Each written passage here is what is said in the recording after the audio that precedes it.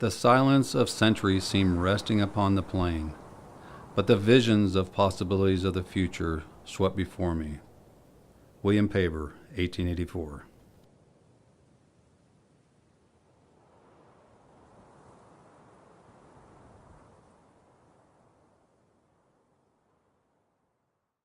My great-great-grandparents came from North Carolina in 1886.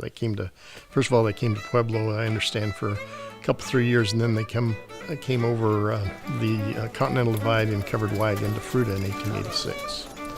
And so we've had a family here since then, which was a couple years after Fruita was initially established.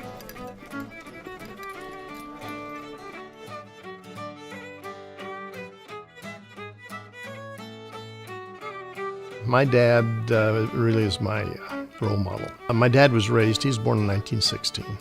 Again, next door, in the house next door, and raised there with his brothers and sister. Raised in an agrarian lifestyle, worked on the farm, went to school in Fruita, then went through the Depression.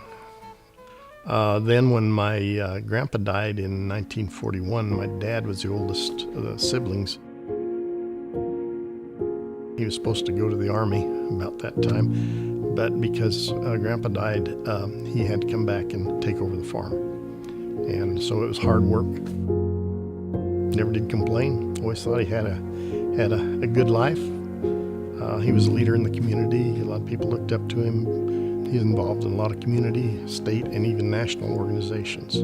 He encouraged me to give back to my fellow man, however that may be in word, deed, song, whatever. He lived that, and that's always stuck with me.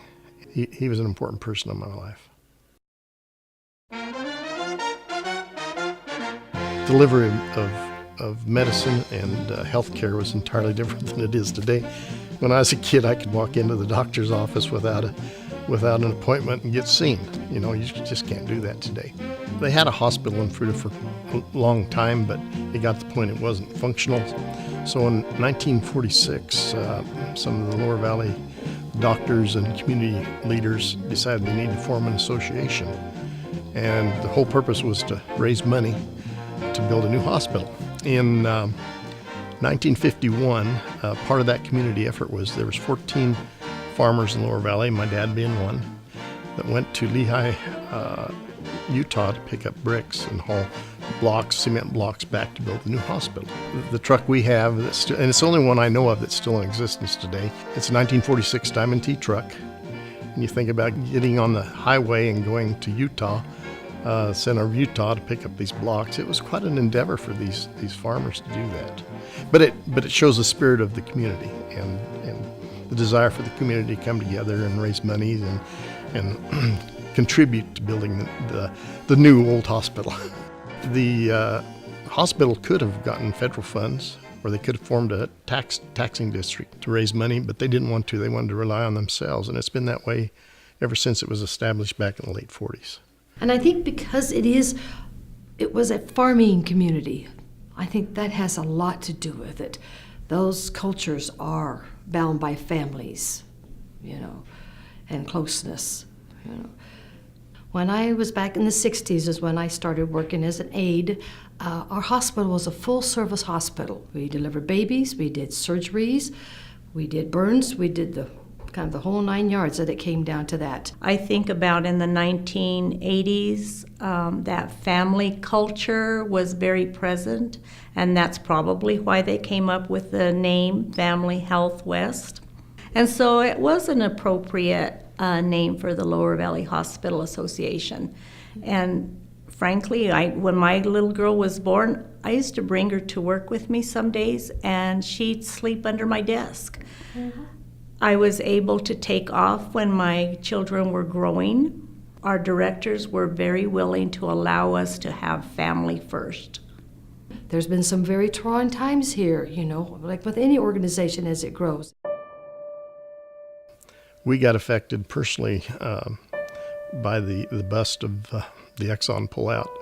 We ended up losing our farm. We had about 700 acres, and we were one of several that didn't make it through that bust of the early 80s.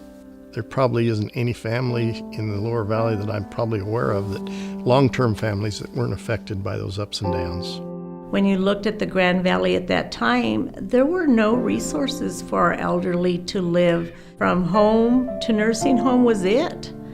And so in order to take care of our elderly, we went into assisted living and senior housing.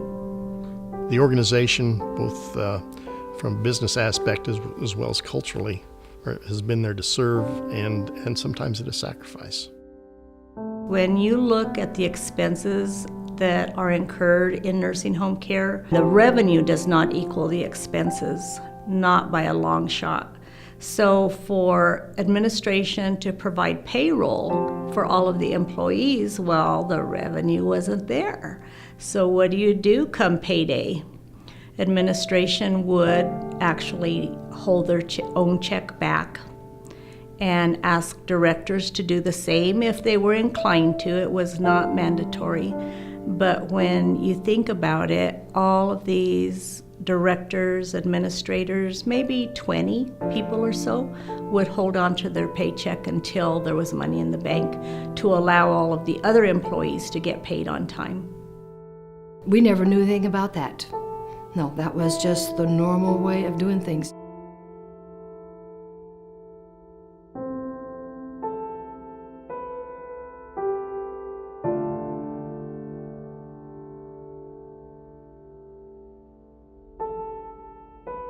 When they gave this facility the name Family Health West, it was really because that culture of family was present then, just as it is today. And look how many years have passed by, and that culture is still a big part of our existence. Some people aren't that lucky. I think me and Lorraine, we have found out how lucky we got. And we made it through, as I call it, the good, the bad, and the ugly.